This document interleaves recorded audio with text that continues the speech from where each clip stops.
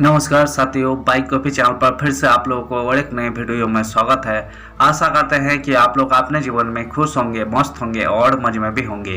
हमने आज फिर बॉलीवुड की बैकग्राउंड से जुड़ी हुई और एक रियल किस्से से आप लोगों को रूबरू करवाने वाले हैं।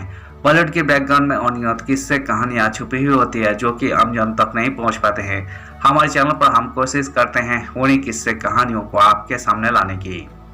तो चलिए कहानियों पे चलते हैं, शुरू करते हैं बॉलीवुड की बैकग्राउंड से एक नए किस्से। देवानंद का लव लेटर नजरबंद सुरैया तक कौन पहुंचाता था? शोले के एक शख्स से जुड़ा है किस्सा। Devanand Suraiya love story.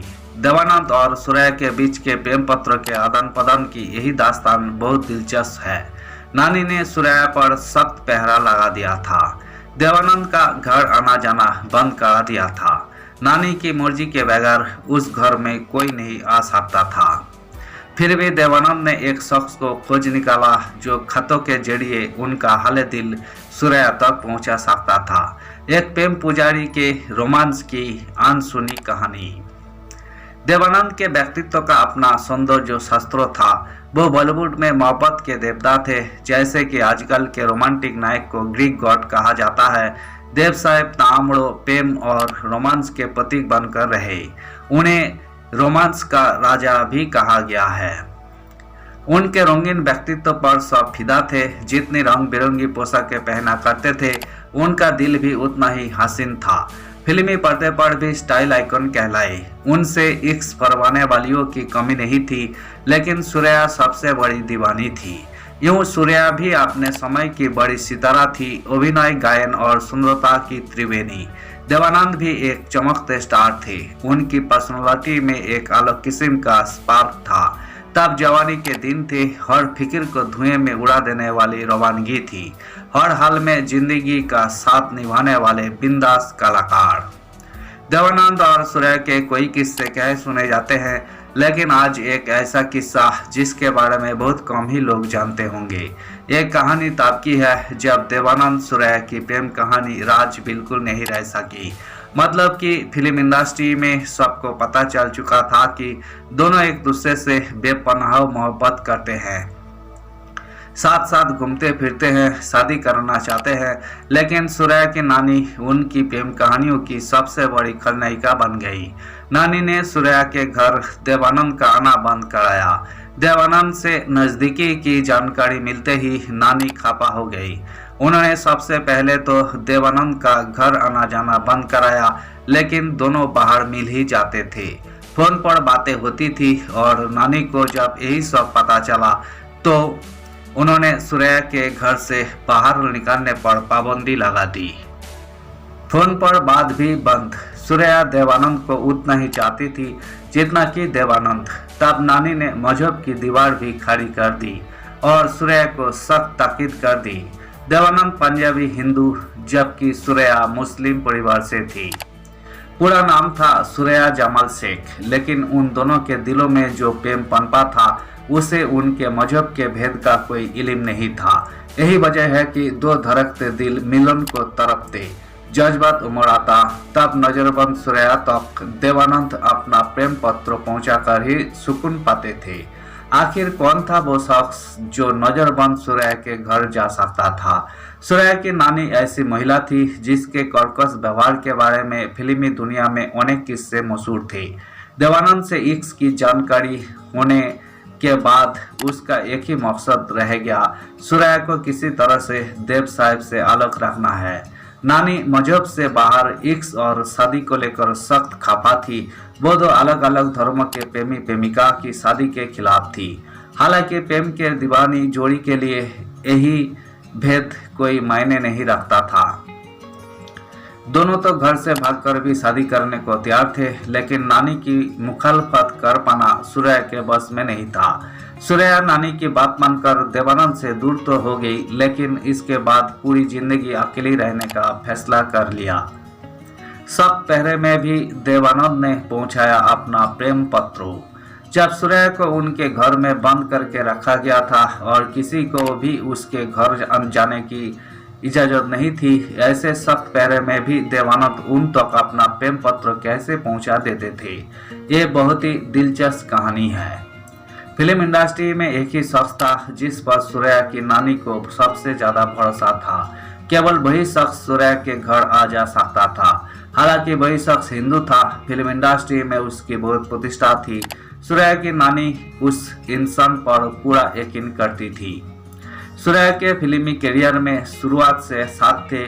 संयोग की बात यह है कि उस शख्स से देवानंद की भी अच्छी दोस्ती थी। यही बात देव और सूर्या को तो मालूम थी, लेकिन सूर्या की नानी को नहीं। बस यही पर देव साहब को अपनी प्रेमिका तक इजहार मोहब्बत पहुंचाने का एक लूप होल मिल गया। उस शख्स के सहारे देवानंद के इश्क की तासीर को हर दीवार फांदकर सूर्या तक पहुंचाने से कोई रोक नहीं सका। उन्होंने अपनी मासूका तक अपने दिल की बात पहुंचाने की ये सबसे भरोसेमंद तकरीब निकाल ली। हालांकि इस प्रेम कहानियों में भरोसा शब्दों की भी एक भूमिका थी। नानी का भरोसा टूट रहा था तो देवानंद का भरोसा मजबूती पा रहा था। भरोसा नायक नायिका के सच्चे प्रेम के साथ था, खलनायिका के साथ नहीं। सूर्या तक देवानंद का प्रेम पत्र पहुंचाने वाला वो शख्स, इस शख्स का नाम था दारोगा दिवेचा। अपने जमाने के मशहूर सिनेमाटोग्राफर थे। 16 की कामयाबी के बाद दारोगा दिवेचा का रुतबा और भी बढ़ गया। देवानंद से उनकी दोस्ती पुरानी थी। उनकी प्रतिभा से ही प्रभावित होकर रमेश सिप्पी ने उनको 16 की सिनेमाटोग्राफी की जिम्मेदारी सौंपी थी। उनके बारे में कहा जाता है उनकी नज़र चित्रकारों जैसी गहरी थी। उन्होंने जीवन में बहुत दुश्वारियां दे झेली थी। छोटे थे तभी उनके पिता का देहांत हो गया था। परिवार बेहद गरीब था। दिवेचा ने सन 1936 में ही एक सहायक कैमरामैन के रूप में अपना फिल्मी करियर शुरू किया था, लेकिन धीरे धीरे तरक्की की राहों पर बढ़ते गए। इंडस्ट्री में ए.आर. करदार, H.S. रैखेल जैसे दिग्गज उनकी बहुत कदर करते थे। शुरुआती दिनों में साथ साथ काम किया था। फिल्म उद्योग में उनकी प्रतिष्ठा और धाक थी। सबके घर बेतकल्लुफी से आना जाना था। दारोगा दिवेचा दरअसल ए.आर. करदार की टीम के सिनेमाटोग्राफर थे। ए.आर. करदार ने शुरुआत में संजोग और दिल्ली जैसी कोई फिल्में बनाई जिसमें सूर्या मुख्य अभिनेत्री थी और सिनेमाटोग्राफर दारोगा दिवेचा होते थे। इसके बाद जीत 1949 में तो सूर्या के साथ देवानंद भी थे। इसके सिनेमाटोग्राफर भी दारोगा दिवेचा ही थे। इस प्रकार दारोगा दिवेचा जितने सूर्या के परिवार के निकट रहे उतने ही देवानंद के भी। दारोगा दिवेचा ने विवाह नहीं किया था, लेकिन चाहते थे कि देव और सूर्या दोनों एक हो जाए। दिलचस्प बात यह कि जिस प्रकार देवानंद को अंग्रेजी स्टाइल की पोशाकें पहनने का शौक था, वैसा दिवेचा को भी। इस प्रकार दोनों की दोस्ती का रंग एक दूसरे पर दिखता था। विदेशी शराब और सिगरेट के शौकीन थे। संगीत और किताब के भी, प्रेम कहानियों के भी शौकीन थे। फिल्म इंडस्ट्री में उनके बारे में यही तथ्य विख्यात हो गया था कि उन्होंने देवानंद और सूर्या के इश्क में अहम भूमिका निभाई थी। अपनी साख की बदौलत सूर्या के घर केवल उन्हीं को आने जाने की अनुमति थी। यही वजह है कि वही अक्सर देवानंद के प्रेम पत्र सूर्या के पास ले जाते थे। इस प्रसंग का संक्षिप्त जिक्र लेखिका और फिल्म समीक्षक अनुपमा चोपड़ा की पुस्तक 16 the making of the classic में किया गया है। स्टीव और नोजी की मोहब्बत की दास्तान। सूर्या जब 1 साल की थी तभी उनका परिवार मुंबई आ बसा था। उनके मामा एम जोहर तब फिल्मों में काम करते थे, ज्यादातर विलेन का रोल निभाते थे। मामा की बदौलत सूर्या की पहचान भी फिल्म इंडस्ट्री में बनी। कुछ फिल्में मिली, वही गाती भी थी। यही सिलसिला आगे बढ़ा और सन 1948 का वही साल आया जो उनकी जिंदगी के लिए काफी अहम था। फिल्म थी विद्या, जिसमें देवानंद के साथ उनकी पहली जोड़ी बनी। अव्वल यह है कि ये जोड़ी पहले तो स्किन के लिए बनी, लेकिन दोनों का मिलना एक दूसरे को भाने लगा। दोस्ती हो गई। दोस्ती देखते ही देखते मोहब्बत में बदल गई। दोनों साथ साथ घूमते फिरते वक्त गुजारते। देव के लिए सूर्या नोजी थी तो सूर्या के लिए देव स्टीव। दोनों ने एक दूसरे को प्यार का यही नाम दिया था। यही नाम देवानंद को लंबे समय तक चलता रहा। जब उन्होंने 1965 में गाइड बनाई तो वहीदा रहमान के किरदार का मिलता जुलता नाम रोजी रखा था। दोनों के बीच प्यार महज 1 साल के भीतर ही गहरा हुआ, लेकिन जितनी जल्दी दोनों के बीच प्यार हुआ, उतनी जल्दी यही प्यार जमाने की नजर की भेंट चढ़ गया। नानी की शक्ति से दोनों एक ना हो सके।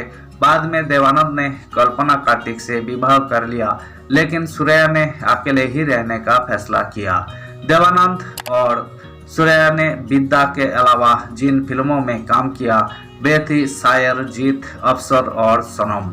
ये सभी अपने जमाने की हिट फिल्में हैं। दोनों की जोड़ी की जब भी चर्चा होती है इन फिल्मों की भी बातें हो ही जाती है। धन्यवाद साथियों, इस वीडियो में हमने बॉलीवुड के मशहूर एक्टर देवानंद और मशहूर एक्ट्रेसेस सुरैया के लव स्टोरी से जुड़ी हुई किस्से को आपके सामने रखने की कोशिश की है। उम्मीद है दोस्तों वीडियो आपको जरूर पसंद आई होगी। वीडियो पसंद आए तो लाइक कर दीजिएगा, चैनल पर नए आए हैं तो प्लीज एक सब्सक्राइब कर दीजिएगा। मिलते हैं नेक्स्ट वीडियो में, धन्यवाद।